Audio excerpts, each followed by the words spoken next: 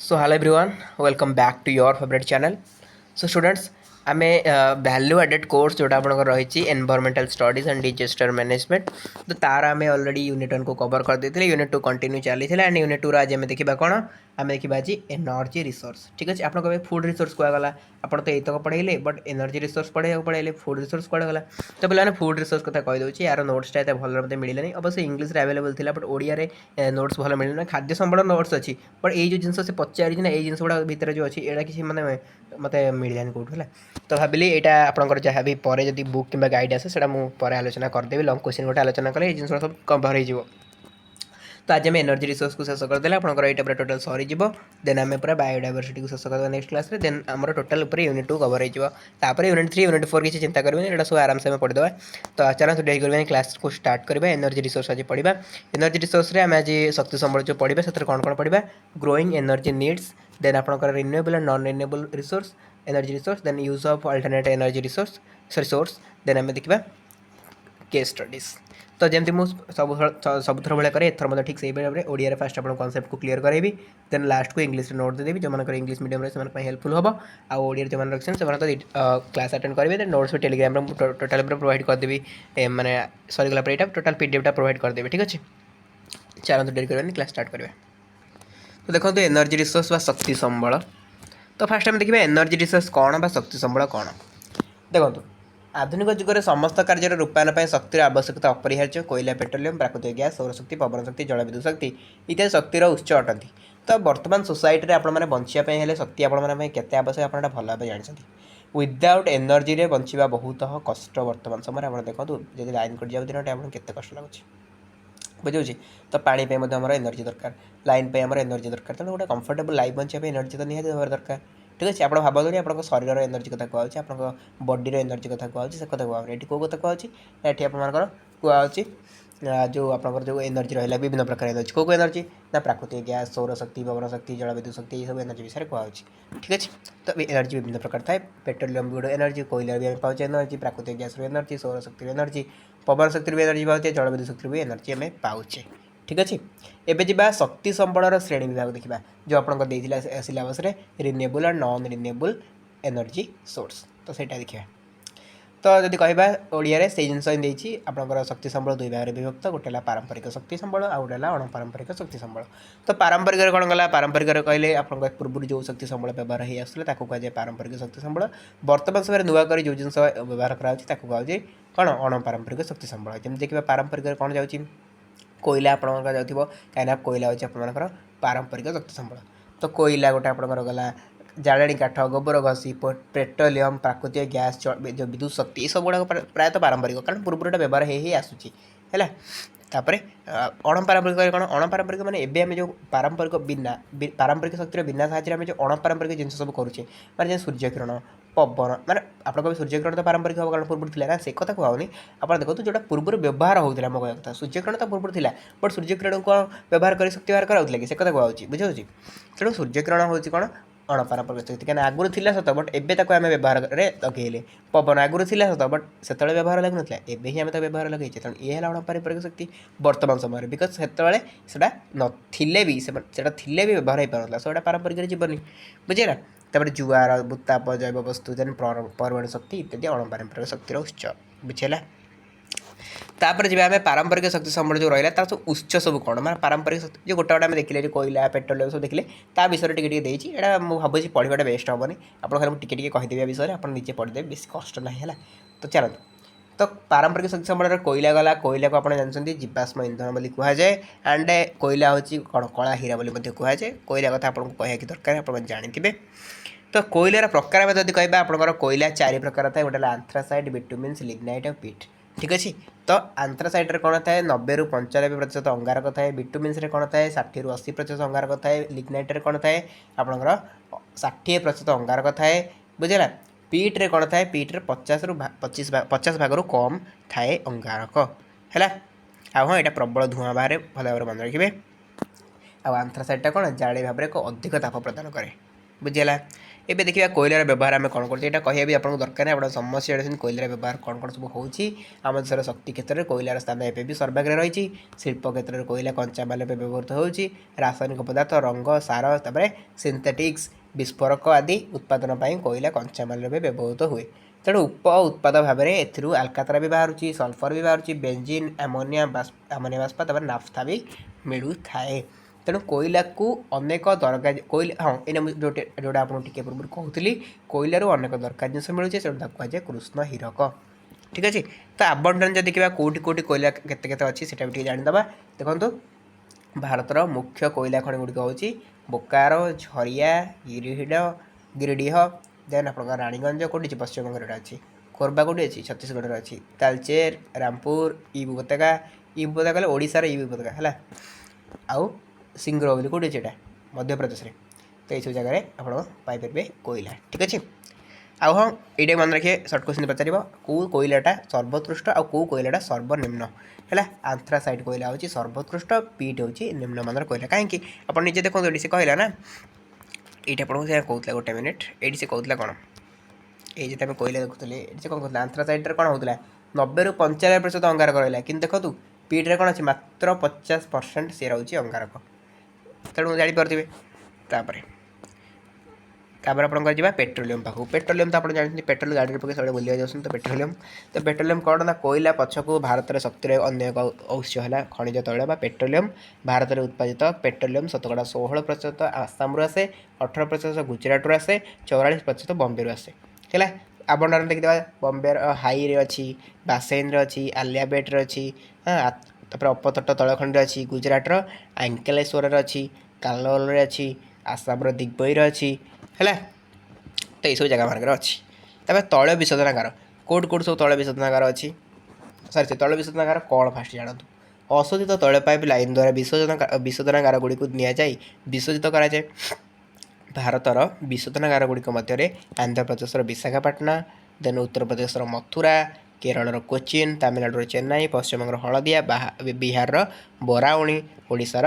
ପାରାଦୀପ ଆଦି ମୁଖ୍ୟ ଠିକ୍ ଅଛି ଏସବୁ ହେଉଛି କ'ଣ ତୈଳ ବିଶୋଧନାଗାର ଯେଉଁଟାକି ତୈଳକୁ ନେଇକି ବିଶୋଧନ କରାଯାଏ ହଁ ଆଉ ଗୋଟେ ମନେ ରଖିବେ ଏଇଟା ଜିକେ ଟାଇପ୍ କ୍ୱେଶ୍ଚିନ୍ ଦିଗ୍ବଇଟା ହେଉଛି ଭାରତର ସର୍ବପୁରାତନ ତୈଳ ବିଶୋଧନାଗାର ବହୁତ ପୂର୍ବରୁ ସେଇଟା ଅଛି ଆଚ୍ଛା ପୃଥିବୀର ତୈଳ ଆମଦାନୀରେ ଆମର ଯଦି କହିବା ପ୍ରଥମ ଦେଶ କିଏ ନା ଯୁକ୍ତରାଷ୍ଟ୍ର ଆମେରିକା ଦେନ୍ ହେଉଛି ଚୀନ୍ ଥାର୍ଡ଼ ଆସୁଛି ଭାରତ ଠିକ୍ ଅଛି ଏବେ ଏଇଟା ଆପଣ ଯଦି ଚାହିଁବେ ଏଇଟା ଟିକେ ମନେ ରଖିପାରିବେ ବଟ୍ ମୋତେ ଲାଗୁନି ଏଇଟା ଏତେ ଏକ୍ଜାମ୍ରେ ପଡ଼ିବ ବୋଲି ଭାରତ ତୈଳ ବିଶୋଧନାଗାର ବିଷୟରେ ଲେଖା ହେଇଛି କେଉଁଟା କେଉଁଠି ଅଛି ତ ଏତେ ଇମ୍ପୋର୍ଟାଣ୍ଟ ନାହିଁ ଏବେ ଯିବା ପ୍ରାକୃତିକ ଗ୍ୟାସ୍ ନେକ୍ସଟ ଆପଣଙ୍କର ପାରମ୍ପରିକ ଯେଉଁଟାକି ଶକ୍ତି ସମ୍ବଳ ରହିଲା ପ୍ରାକୃତିକ ଗ୍ୟାସ୍ ହେଲା ତ ପ୍ରାକୃତିକ ଗ୍ୟାସ୍ କ'ଣ ଆପଣ ଜାଣିଛନ୍ତି ଭଲ ଭାବରେ ପ୍ରାକୃତିକ ଗ୍ୟାସ୍ କ'ଣ ନା ପ୍ରାକୃତିକ ଗ୍ୟାସ୍ ହେଉଛି ପେଟ୍ରୋଲିୟମ୍ ସହିତ ଗୋଟେ ଖଣିରୁ କିମ୍ବା ଅଲଗା ଖଣିରୁ ମିଳିଥାଏ ପେଟ୍ରୋଲିୟମ୍ ସହିତ ଏଇଟା ବାହାରେ ପ୍ରାକୃତିକ ଗ୍ୟାସ୍ ଶକ୍ତିର ଏକ ଉତ୍ସ ଏବଂ ପେଟ୍ରୋଲିୟମ୍ ଶିଳ୍ପରେ ଔଦ୍ୟୋଗିକ କଞ୍ଚାମାଲ ରୂପେ ଏଇଟା ବ୍ୟବହାର କରାଯାଏ ଚଳିତ ଶତାବ୍ଦୀର ମୁଖ୍ୟ ଇନ୍ଧନ ଭାବରେ ଏହାକୁ ବ୍ୟବହାର କରାଯାଉଛି କୃଷ୍ଣା ଗୋଦାବରୀ ଉପତ୍ୟକାରେ ବହୁଳ ପରିମାଣରେ ଗ୍ୟାସ୍ ଭଣ୍ଡାର ଆବିଷ୍କୃତ ମଧ୍ୟ ହୋଇଛି ଦେନ୍ ପଶ୍ଚିମ ଉପକୂଳରେ କାମ୍ବେ ଉପସାଗରରେ ମିଳିଥିବା ପ୍ରାକୃତିକ ଗ୍ୟାସ୍ ଭଣ୍ଡାର ପୂର୍ବରୁ ମିଳିଥିବା ବମ୍ବେ ହାଇ ଏବଂ ଅନ୍ୟାନ୍ୟ ତୈଳ କ୍ଷେତ୍ରରେ ପରିପୂରକ ରୂପେ ପରିଗଣିତ ହେଉଛି ତ ପିଲାମାନେ ଟୋଟାଲ୍ ଉପରେ ମୁଁ କଭର୍ କରୁଛି ଗୋଟେ ୟୁନିଟ୍ ମାନେ ଗୋଟେ ଚାପ୍ଟରକୁ ତେଣୁ ଭିଡ଼ିଓ ନିହାତି ଭାବରେ ଲେନ୍ଦି ହେବ କ୍ଲାସ୍ ନିହାତି ଭାବରେ ଲେନ୍ଦି ହେବ ତ କ୍ଲାସ୍କୁ ମାଇଣ୍ଡଫୁଲି ଆଟେଣ୍ଡ କରନ୍ତୁ ଆପଣଙ୍କ କଲେଜରେ ଆପଣ 45 ମିନିଟ୍ର କ୍ଲାସ୍କୁ ଆଟେଣ୍ଡ କରୁଛନ୍ତି ଏଠି ତ 45 ମିନିଟ୍ର କ୍ଲାସ୍ ନା 20 ମିନିଟ୍ର ଆଟଲିଷ୍ଟ କ୍ଲାସ୍ଟାକୁ ଆଟେଣ୍ଡ କରନ୍ତୁ ଠିକ୍ ଅଛି ତ ବମ୍ବେ ହାଇ ଏବଂ ବାସେନ୍ ତୈଳ କ୍ଷେତ୍ରରୁ ପଶ୍ଚିମ ଏବଂ ଉତ୍ତର ଭାରତରେ ସାର ଶକ୍ତି ତଥା ଅନ୍ୟ ଶିଳ୍ପ କେନ୍ଦ୍ରରୁ କେତେ 3474 କିମି ଦୈର୍ଘ୍ୟ ବିଶିଷ୍ଟ ହାଜିରା ବିଜୟପୁର ଜଗଦୀଶପୁର ପାଇପ୍ ଲାଇନ୍ ମାଧ୍ୟମରେ ଗ୍ୟାସ୍ ଯୋଗାଣ ମଧ୍ୟ କରାଯାଉଛି ଆଉ ଗୋଟେ କଥା ମନେ ରଖିବେ ସାର ଏବଂ ଶକ୍ତି କେନ୍ଦ୍ରଗୁଡ଼ିକ ପ୍ରାକୃତିକ ଗ୍ୟାସ୍ର ମୁଖ୍ୟ ବ୍ୟବହାରକାରୀ ପରିବହନ କ୍ଷେତ୍ରରେ ପେଟ୍ରୋଲିୟମ୍ ବଦଳରେ ସିଏନ୍ଜି ବା କମ୍ପ୍ରେସ୍ଡ ନ୍ୟାଚୁରାଲ୍ ଗ୍ୟାସ୍ କ୍ରମଶଃ ଲୋକପ୍ରିୟ ହେବାରେ ଲାଗିଛି ହେଲା ପ୍ରାକୃତିକ ଗ୍ୟାସ୍ ଭିତରେ ସିଏନ୍ଜିଟା ବହୁତ ଇମ୍ପୋର୍ଟାଣ୍ଟ ଏବେ ଦେଖିବା ବିଦ୍ୟୁତ୍ ଶକ୍ତି ଯେକୌଣସି ଦେଶର ସମୃଦ୍ଧି ପାଇଁ ବିଦ୍ୟୁତ୍ ଶକ୍ତି ଗୁରୁତ୍ୱପୂର୍ଣ୍ଣ ଏଇଟା କହିବା ଆପଣଙ୍କୁ ଦରକାର ନାହିଁ ଆଉ ବିଦ୍ୟୁତ୍ ଶକ୍ତି ବିଷୟରେ ପଢ଼ିବା ବି ଆପଣଙ୍କୁ ଦରକାର ନାହିଁ ଆପଣ ଭଲ ଭାବେ ଜାଣିଛନ୍ତି ବିଦ୍ୟୁତ୍ ଶକ୍ତି ଉତ୍ପାଦନ ପାଇଁ କୋଇଲା ପେଟ୍ରୋଲିୟମ୍ ଆଉ ପରମାଣୁ ଶକ୍ତି ଜଳଶକ୍ତି ବ୍ୟବହାର କରାଯାଏ ତାପରେ ହେଲା ଜଳ ବିଦ୍ୟୁତ୍ ଶକ୍ତି ତ ଜଳ ବିଦ୍ୟୁତ୍ ଶକ୍ତି କ'ଣ ଦେଖନ୍ତୁ ଜଳ ବିଦ୍ୟୁତ୍ ଶକ୍ତି ପ୍ରଖର ଗତିରେ ପ୍ରବାହିତ ଅକ୍ଷୟ ସମ୍ବଳ ଜଳରୁ ଉତ୍ପାଦିତ ହୋଇଥାଏ ଦେନ୍ ଆପଣ ଯଦି କହିବେ ଭାରତରେ ଅନେକ ଗୁଡ଼ିଏ ବହୁମୁଖୀ ଯୋଜନା ଅଛି ଯେଉଁଟାକି ଦାମୋଦର ଉପତ୍ୟକା ଯୋଜନା ଭାକ୍ରା ନଙ୍ଗଲ ଯୋଜନା ହୀରାକୁଦ ଯୋଜନା ହେଲା ଏଇସବୁ କ'ଣ ଅଛି ବିଦ୍ୟୁତ୍ ଶକ୍ତି ଉତ୍ପାଦନ ପାଇଁ କେନ୍ଦ୍ରମାନ ସ୍ଥାପନ କରାଯାଇଛି ଆଉ ଗୋଟେ କଥା ମନେ ରଖିବେ ଏଇଟା ସବୁ ଇମ୍ପୋର୍ଟାଣ୍ଟ ଜିନିଷ ଗୁଡ଼ା ସର୍ବବୃହତ ଜଳ ବିଦ୍ୟୁତ୍ ଶକ୍ତି ଉତ୍ପାଦନ କେନ୍ଦ୍ର ହେଉଛି ପଶ୍ଚିମବଙ୍ଗର ଦାର୍ଜିଲିଂ ଯେଉଁଟାକି 1898 ମସିହାରେ ହେଇଥିଲା द्वितीय जलविद्युत शक्ति उत्पादन केन्द्र होची तमिलनाडुर मेट्टूर जोटा कि 1869 होता है। तृतीय जलविद्युत शक्ति उत्पादन केन्द्र होची कर्णाटकर कौन शिवसमुद्रम एटा 1902 होता है। चतुर्थ जलविद्युत शक्ति होची उत्पादन केन्द्र होची कोटा पंजाबर मोहरा जोटा कि 1909 मसीह होता है। तापर एटा कौन दरकार नहीं तेज आसतु तापज विद्युत शक्ति। तापज विद्युत शक्ति कौन ना कोयला पेट्रोलियम प्राकृतिक गैस व्यवहार कर तापज विद्युत शक्ति उत्पादन कराए मात्र एगुड़िक सरंती क्षयशील संबल भारत में प्राय 310 रु अधिक तापज विद्युत शक्ति केन्द्र रही। देन आप देखा पारंपरिक शक्ति सब सहिला ए देखिए अणपारंपरिक शक्ति बा non conservational source of energy. तो अणपारंपरिक सॉरी हाँ ठीक अच्छे अणपारंपरिक शक्ति कौन सब रोचे पारंपरिक शक्तिर स्रोत समूह क्रमशः क्षयप्राप्त हो सौरताप पवन जुआर जैव वस्तुत्व और आवर्जनारू शक्ति उत्पादन गुरुत्व लाभ करिछि। तो सॉरी पे गोटे कथा भूली जाइए वीडियो कहया पूर्व स्टार्टिंग में मुझे बारंबार renewable and non renewable energy resource renewable and non renewable एटा नुह ये आप non conservational and conservational because renewable non renewable एटा आप रिसोर्स क्षेत्र यूज हुए शक्ति क्षेत्र में यूज नुहे। ओके तो तापर तैल और प्राकृतिक बाष्पर दर में क्रमागत वृद्धि आ जीवाश्म ईंधन बहुल व्यवहार परिवेश को प्रदूषित करदे तेणु अणपारंपरिक शक्ति आम निहाती आवश्यक। ये जो अणपारंपरिक शक्ति कहीं बाहर कारण ये पारंपरिक शक्ति आम पाखे बहुत कम अच्छे आ सरी भी जीव ठीक अच्छे कारण यार बहुत बहुत आम व्यवहार कर या द्वारा सोसाइटी पर बहुत बैड इम्पैक्ट पड़ुची माने कौन कोयला आप व्यवहार कर पेट्रोलियम व्यवहार कर कौन हो मैंने विश्व तापन बढ़ाऊँ ना ग्लोबल वार्मिंग बढ़े यार कारण हो ना से अणपारंपरिक शक्ति गुड़ा बाहर जब पवन व्यवहार कराला विद्युत शक्ति बाहर तेज अड़िया जब विद्युत शक्ति बाहर कहूँ तो यह हवा द्वारा कौन हम ना आम परिवेश प्रदूषण एटलिस्ट कमिज आम जहाँ दरकार आम पाइज बट परिवेश प्रदूषण कम से दरकार बुझे तेणु अणपारंपरिक शक्तिर उत्स गुड़िक अमाप आ पुनः चक्रणक्षम प्रदूषण मुक्त तीन टा जिन आम पाचे बेनिफिट अमाप मैंने बहुत अच्छी पवन कौन सरी जानी पुनः चक्रणक्षम आराम से पुनः चक्रणक्षम हो पारे प्रदूषण भी मुक्त प्रदूषण ही मेन कथा होनी है। तो परमाणु बा अणुशक्ति बा आणविक शक्ति ऊपर आप देखिए मैंने इंपोर्टेंट ना आप सिलेबस अनुसार सौरताप देखो सौरताप कहले कौन भारत में सौरशक्ति बहुल उपलब्ध होती व्यवहार कर विद्युत शक्ति आम गोटे गोटे देखा कौन अणपारंपरिक शक्ति जो देखिले गोटे गोटे देखा। तो फास्ट अणपारंपरिक शक्ति है सौरताप बा सूर्य किरण व्यवहार करें करुचे ना नहीं आम सौर लंठन कराई फ्रिज चलाइबा एवं रास्त आलोक व्यवस्था आदि कर देखिए रास्ता सब स्ट्रीट लाइट जो लगी स्ट्रीट लाइट सब माने सूर्य किरण चार्ज होता मन मन रात जलुव तो सेमती कौन है सौर किरण टाइम आम व्यवहार करें। तापर पश्चिम बंगर सुंदरबन त्रिकोणभूमि में अवस्थित सागरद्वीप एक मुख्य सौर शक्ति उत्पादन केन्द्र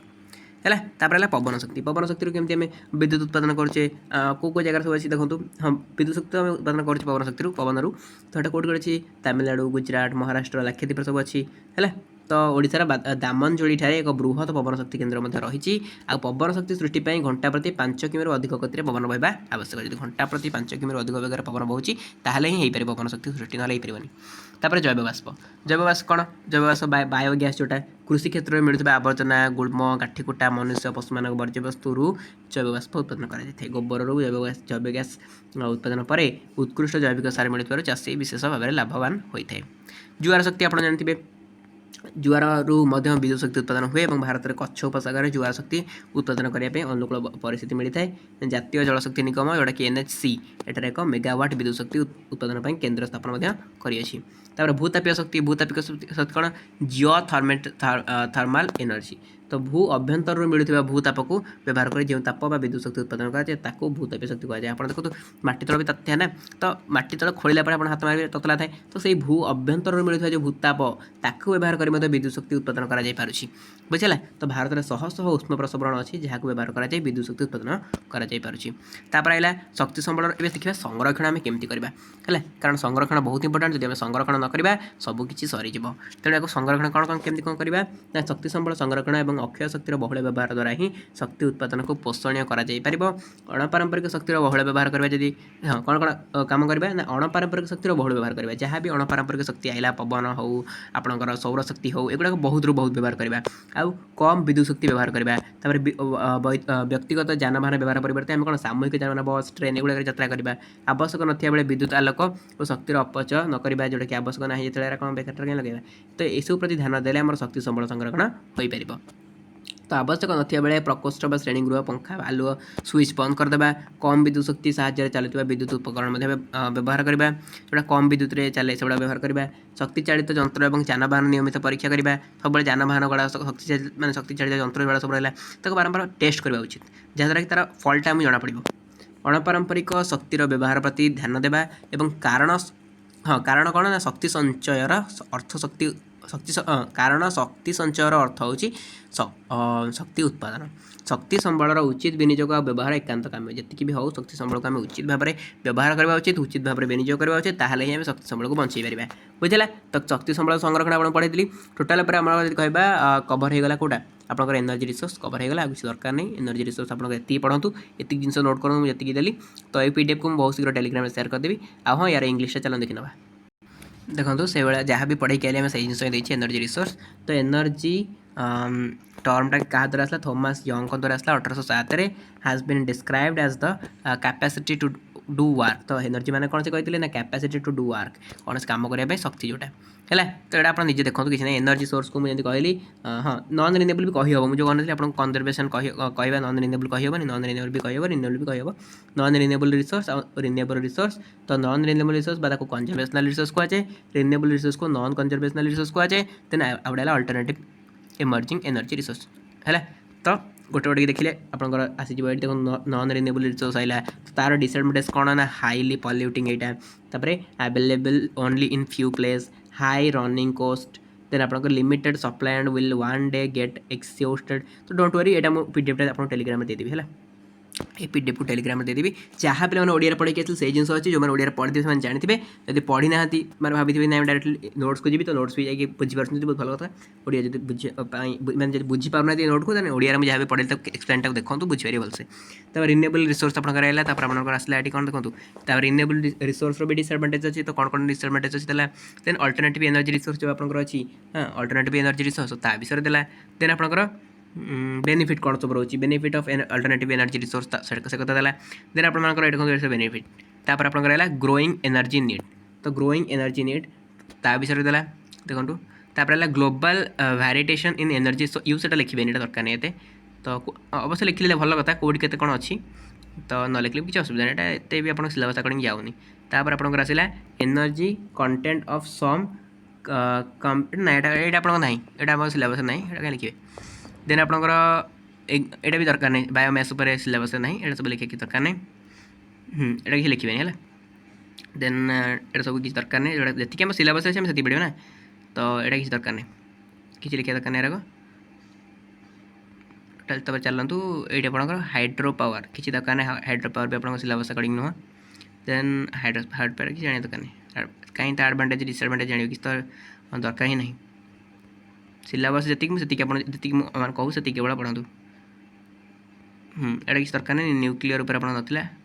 न्यूक्लियर एनर्जी नाला कि डिसएडवांटेज दरकार जाने तार ओके ये है आप जाने दरकार मुझे आपको फास्ट देखली एनर्जी कौन आप जानते देन एनर्जी रिसोर्स जो रही तार तीन भाग जो विभक्तटा आप ही जानतु है ये जो विभक्त है कौन कौन सब लिखा से जान तार डिसएडवांटेज एडवांटेज से जानतु है पीडीएफ जो प्रोवाइड करेंगे आप सबुड़ा लिखे से ही लिखी जी मुझे वीडियो कहली तो बुझिपारे तो जहाँ भी बुझा था मुझे बुझे आउ पीडीएफ भी देदेवी don't worry Odia and English बहुत पीडीएफ टेलीग्राम में मिल जाए डिस्क्रिप्शन बॉक्स में लिंक अच्छे जॉइन करना जॉइन कर जातु आज जो जॉइन कराया चाहना है स्क्रीनशॉट नहीं पारे मुझे देखी आपको ठीक अच्छे तो व्हाट्सएप चैनल लिंक भी डिस्क्रिप्शन बॉक्स में अच्छी तो टेलीग्राम चैनल पीडीएफ मिले व्हाट्सएप चैनल दे होनी पीडीएफ द्वारा फीचर की सेटी ना तो व्हाट्सएप चैनल अपेक्षा आप टेलीग्राम चैनल जॉइन करूँ आउ इंस्टाग्राम लिंक भी डिस्क्रिप्शन बॉक्स में अच्छी चाहिए जाकि फॉलो करेंगे तो आज क्लास को भी एटेंड करवा देखा आप next and fresh class till then tata love you all.